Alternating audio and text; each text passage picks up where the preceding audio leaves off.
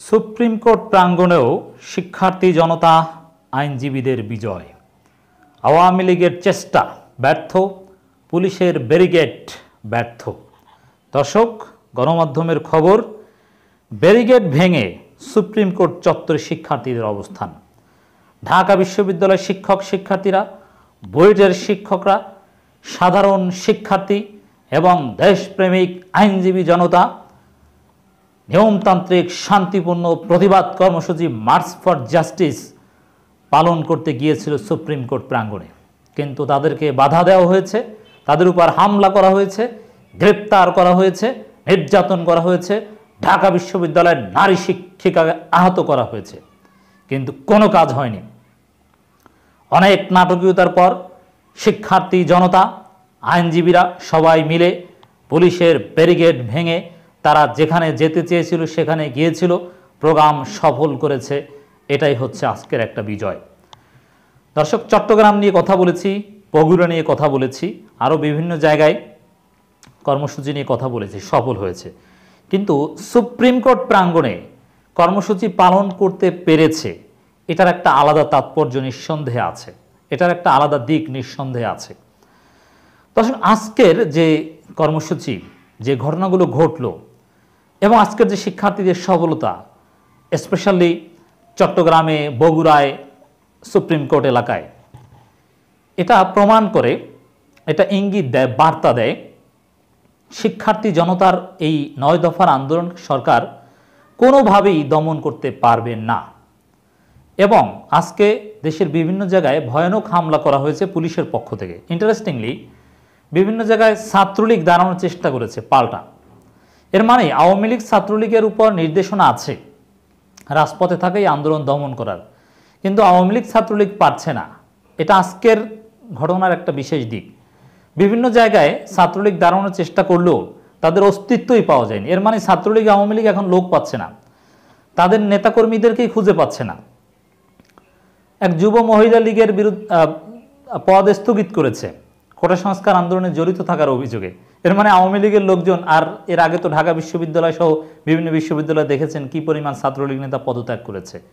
এর ফলে সাধারণ শিক্ষার্থীদের যে আন্দোলন এবং আজকের আন্দোলনে আর একটা দিক, আইনজীবীদের ব্যাপক অংশগ্রহণ ছিল, সাংবাদিকরাও সহায়তা করেছে এবং স্কুল কলেজের শিক্ষার্থীরা অংশগ্রহণ করেছে, নারী শিক্ষার্থীরা অগ্রভাগে ছিল।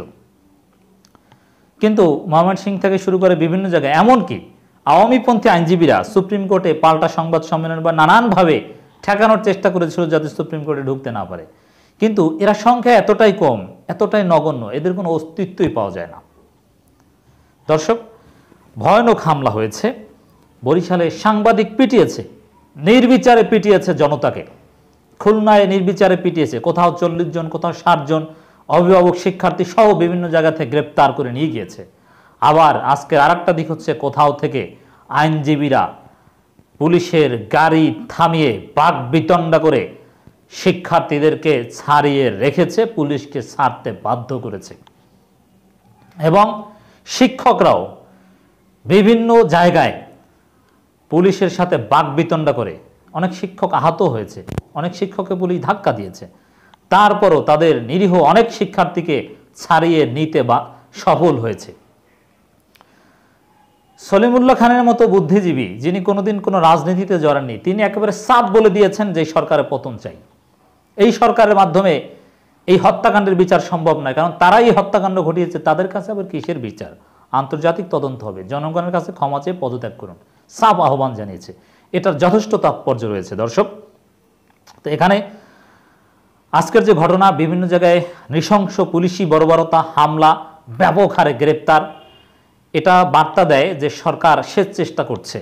যেহেতু আওয়ামী লীগ ছাত্রলীগকে খুঁজে পাওয়া যাচ্ছে না এবং আরও কঠোর হচ্ছে, সারা পৃথিবীর আহ্বান সত্ত্বেও শিক্ষার্থীদের উপর চড়াও হচ্ছে, নির্বিচারে শিক্ষার্থী, সাংবাদিক, শিশু নির্যাতন করছে, নারী নির্যাতন করছে এই পুলিশ। তারপরও তারা শেষ চেষ্টা করে যাচ্ছে। এভাবে শিক্ষার্থীরা ভয়কে জয় করছে, শেষ চেষ্টাও কাজ হবে বলে মনে হচ্ছে না। এই খবরটা একটু আপনাদেরকে শোনাই। দর্শক, মার্চ ফর জাস্টিস কর্মসূচি ঘোষণা করেছিল বৈষম্য বিরোধী ছাত্র আন্দোলনের অংশ হিসাবে শিক্ষার্থীরা মাজার গেট দিয়ে সুপ্রিম কোর্টে প্রবেশের চেষ্টা করেন, তাতে বাধা দেয় পুলিশ ও বিজিবি। সেই ব্যারিকেড পেরিয়ে সুপ্রিম কোর্ট আইনজীবী সমিতি ভবনের সামনে মিছিল করেছেন শিক্ষার্থীরা। এ সময় তারা সমবেত কণ্ঠে গানও পরিবেশন করেন। দেখেন শিক্ষার্থীদের কর্মসূচি কতটা শান্তিপূর্ণ, কতটা নিরীহ। তারা গান চট্টগ্রাম আদালত চত্বর তারা ঘেরাও করেছে। কই তারা অন্য কিছু করেছে? কোনো নাশকতা করেছে? না, কর্মসূচি শেষ করে তারা চলে গিয়েছে। এর মানে তাদের কর্মসূচি সম্পূর্ণ শান্তিপূর্ণ।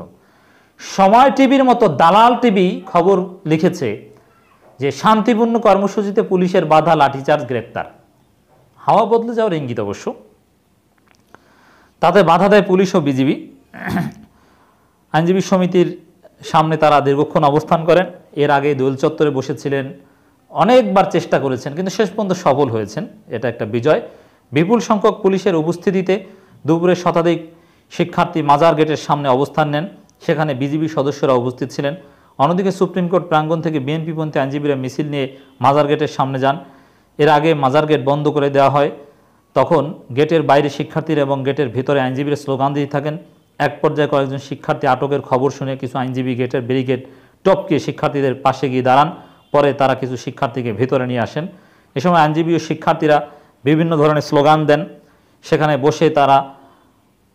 বসে তোর কোটা তুই নে, আমার ভাইকে ফেরত দে, ছাত্রদের উপর গুলি কেন, প্রশাসন জবাব দেয়, এভাবে নানান ক্রিয়েটিভ স্লোগান দিতে দেখা যায়।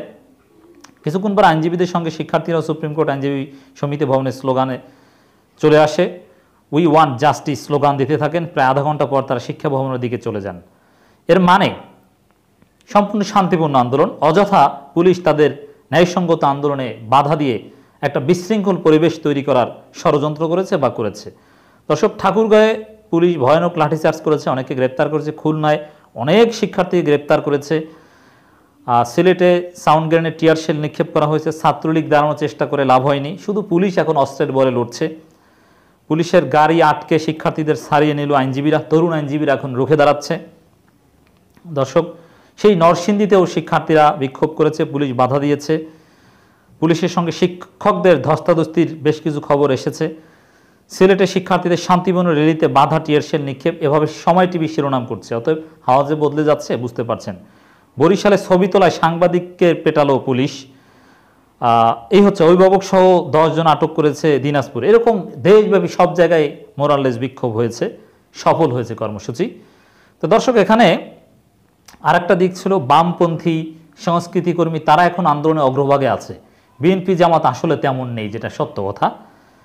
এর মানে সরকারের পরম বন্ধুরাও এখন সরকারের প্রতিপক্ষ হয়ে রাজপথে নেমে পুলিশের মার খাচ্ছে।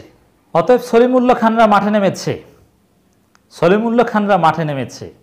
তারা সরকারের পদত্যাগের চাপ কথা বলছে। বামপন্থীরা মাঠে নেমেছে, শাহবাগীরা মাঠে নেমেছে এই সরকারের বিরুদ্ধে। উদীচী বিভিন্ন সাংস্কৃতিক সংগঠন, যাদেরকে একসময় হেফাজত, জামাত, এরা সকাল সন্ধ্যা গালাগালি করতে হবে, এদের আদর্শিক শত্রু, তারা মাঠে নেমেছে। আর সরকারের মতো তো সব কিছু করছেই জামাত শিবির। এখনও বলছে এই যে আন্দোলন, এরা জামাত শিবির, এরা শিক্ষার্থী নয়। কোনো লাভ নেই। শিক্ষার্থীর অচল, অনর, শিক্ষার্থীর অনর, অবিচল আন্দোলন চলছে, চলবে। আজকের ঘটনা সফলতা বার্তা দেয়, 9 দফা আদায় না হওয়া পর্যন্ত আন্দোলন থামবে না।